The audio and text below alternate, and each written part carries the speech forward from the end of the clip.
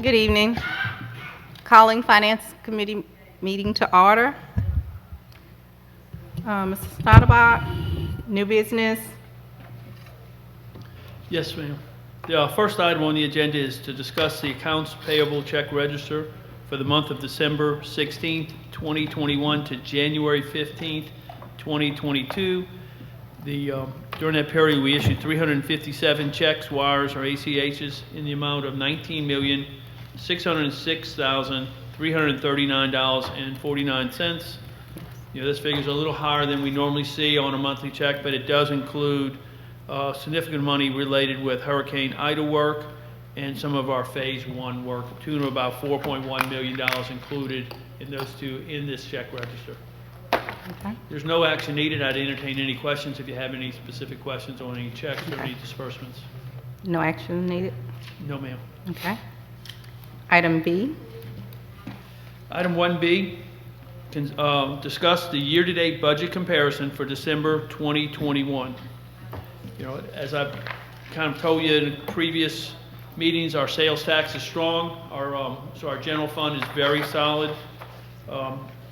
Right now, we project our general fund to have a sales tax in excess of $4.2 million above budget, or about 11% above what we budgeted. So our general fund is fine. We're anticipating a significant surplus. Our expenditures are within the budgeted amount, so our expenditures are not out of line. They're not, parallel, and they're still within our original budget. On our capital project side, again, our sales tax to the allocation of the capital project is strong. We're anticipating about $450,000 of additional sales tax with the second half penny.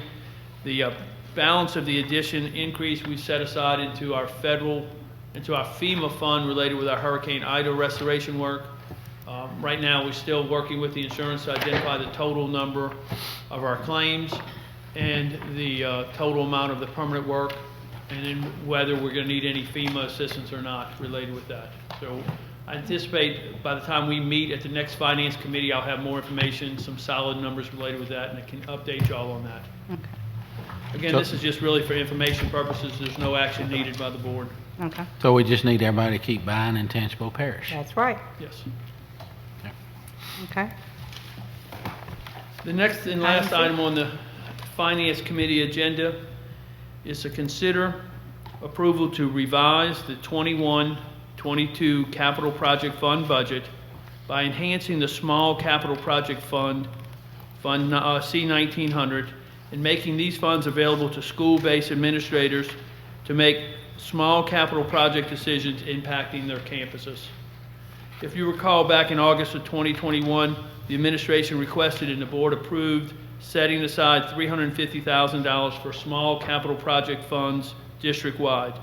These projects included things like teacher desks, student desks, cameras, replacement of cameras, copiers, washer dryers, canopies, things like that, small capital improvements on our campuses where we didn't need to come to the board on every time we were doing things. Y'all gave us or allotted $350,000 for that purpose. Year to date, we've only spent $55,000 on that. And the main reason on that is that the administration is so focused on Phase 1 projects, on Hurricane Ida recovery projects, on ESSER fund, HVAC improvement projects. We're having a hard time finding time to focus on the small capital improvement projects that our principals and administrators are asking or needing at their campus. What the administration is asking and what we're proposing tonight is to increase the small capital project fund an additional $400,000 that is part of the second sales tax that we have, supplemental sales tax, increase the total to $750,000, allocate the entire fund to the existing schools based on a combination of a fixed amount, a per student amount, and an added amount based on the number of athletic facilities maintained at each campus.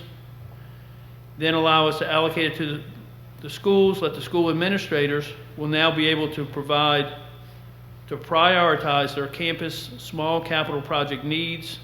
Funds not spent in 1 year will remain in that school's account and could roll over to the next fiscal year. Additional allocations could be added to that rollover balance, allowing the school administrators to accumulate funds for even larger small capital project items. All expenditures would comply with the state of Louisiana and the school board's purchasing guidelines and would still require approval from the superintendent. If this is approved by the Finance Committee and by the school board next week, funds will be available for school administrators to make immediate decisions impacting their campuses this school year. Yes. Okay, you want to go and do the motion? I'll give a and then motion second? first. I'll make a motion to accept recommendations. I'll second. Okay, it's been motion and second. Okay, question? Brett, what additional guidance will we be providing those school-based administrators as far as how the funds should be used? Well, Ms. Tilly and the administration would have a meeting with the administrators on this subject alone and go in detail of what we're talking about, the items that they've been requesting that haven't been funded, or things that they can do within their school. Okay. There would still be, the purchasing agent and the maintenance department would work with those administrators to make sure they obtain the quotes required to meet those proposals. We're thinking things like small projects, like could be athletic facilities, like a new sign in the gymnasium. I've got a request from one of the principals asking for a new gym sign. That could be a project. Another one would like to change the backstop at their softball field and put up a netting or something like that. They could certainly do something like that with these funds. Historically have rejected camera replacements. A lot of schools would like new cameras. They're very expensive. Couldn't do it across the board, but if a school principal wants to prioritize camera enhancements, they can do that. Or another administrator wanted a new intercom system. The one they have now is working fine, but they prefer the phone ones that allow you to call each individual classrooms and not the whole campus. That would be a big upgrade. But those are decisions that the administration can make based on these needs. So are there any dollar limits that we would be putting on these as far as nothing larger than? Well, the money they have allocated would be a limit. They would have to prioritize it. So, Okay. in the elementary schools, we're thinking about a range between probably a low school of maybe like a little over 12.5 to a high elementary school of somewhere around 17,000. Okay. And then the middle schools, we're thinking somewhere in the range between 15 and 25,000, and the high schools somewhere in the range between 30 and 75,000. And then part of that procedure you were outlining as far as having to get the superintendent's approval, that would include y'all checking to make sure that whatever they're trying to fund is not something that we've already funded? Correct. And the things that wouldn't be allowed, you wouldn't be able to do computers or any type of technology equipment because we have funds for that. Any major construction projects, we have funds for that. So it wouldn't be those types of things. But yes, we would anticipate the principal would get prior approval before they start seeking quotes, and we'd probably set something like that in place. One thing I can foresee is, I know that I have one administrator that's tired of waiting on the carpet to be replaced in the administrator's office, but I know it's on our list of things to do. I don't want her to just go and spend this money on something like that. We would want them to focus it on the kids. This money would be to equip the school and hopefully focus on the kids. Replacing carpet in the office is probably something we could do with maintenance money. Pick something else that's even for the kids, but it's already in line to get done. It's already been funded. I don't want them to, but they're having to wait longer than they might want to wait. I don't want them to just go and say, okay, well, I can just do this, right?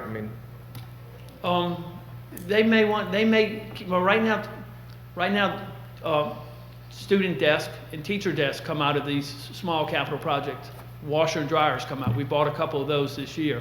When we allocate this money, the money we spent, the $55,000, I'm going to deduct that from that school's allocation because we spent those already.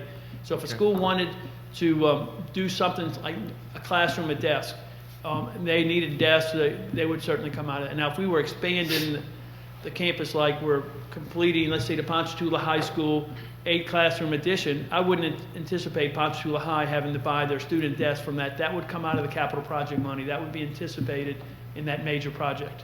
Okay. So what about like band instruments and such? this would be certainly a useful, this would be what the school could buy band instruments for. So if you had a school that wanted to expand their band, this money could help them buy instruments. Because Independence is trying to build their band right now, and Yes. they're in the need of some instruments right now. This would be, because if they made the request to us, and we would come to the board, or we would buy from the small capital project funds, like we have for Ponchatoula Junior High this last year, or things, and there, you know, I have a request from Ponchatoula Junior High for French horns. They want 3 French horns. I would anticipate this money their French horns would come out of these funds. Brent, can you just expound on how you said it's going to be a fixed amount and it can be per student? Yes. But Well, I'm a little concerned with that because the need for the materialistic things is just as great as a small school as it would be at a big school. That's why you want to go with a combination. A fixed amount allows a minimum balance space, so the small school's getting enough funds to make an impact on their campus. Okay. But also by using a portion of the money on a per student basis, then a small school isn't getting the same dollar amount as a school that's twice its size. Okay. So they're getting a little bit more, but when you look at a per student amount, the smaller schools are getting a larger portion per student because of that fixed portion. Okay, that's where you're going to. That's what I was going to ask. Oh, that's what you, Covered okay, what I was worried about. okay, that's what we were. Just a question. So earlier on, we had a priority list, priority A, B, C, and in the A section, we had 1, 2, 3. Are we going to have are they going to have to establish a priority of how they're going to do this? Or are they going to? I'm sorry to cut you off. I mean, I'm just saying, if they go through a list and The whoever's up in administrators- the office hollering the loudest, like, I want band instruments, and then maybe that's not the most important. Maybe it's fixing the safety of the backstop at the baseball field or the softball field. That's how we get things done. Well, yeah, Loud is because, More loud. I mean, we need a priority list of urgent, not just I want.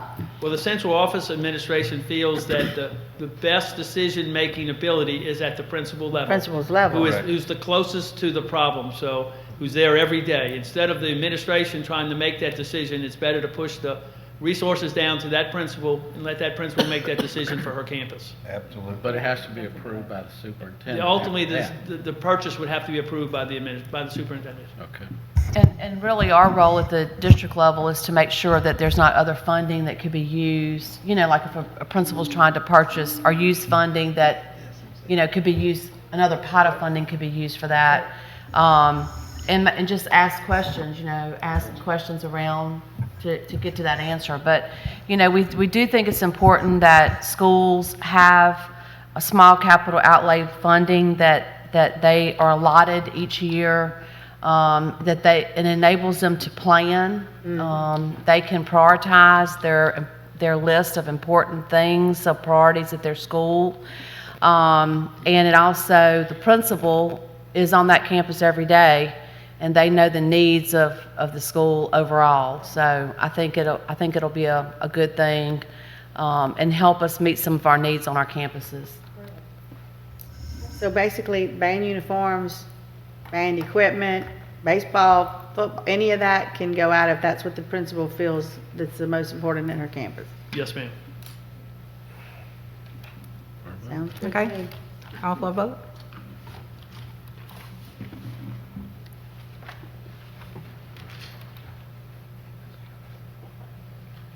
Ms. Simmons? Voting is open. Oh, just 1 second. Let me close it and add Mr. Toller.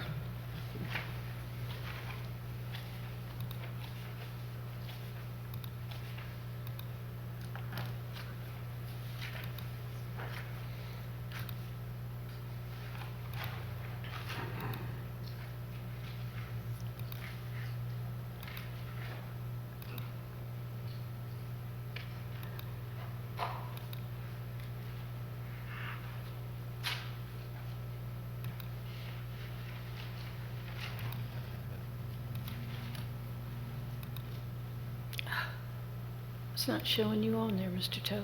Did you log in? Yeah, Joel. I voted. Yes. Mine come up. Okay, I voted too, but I don't know if she. Mine is yes. I'll fix it. Okay. Yeah, I'll vote yes. I'll vote Motion yes. carries. Okay, Okay.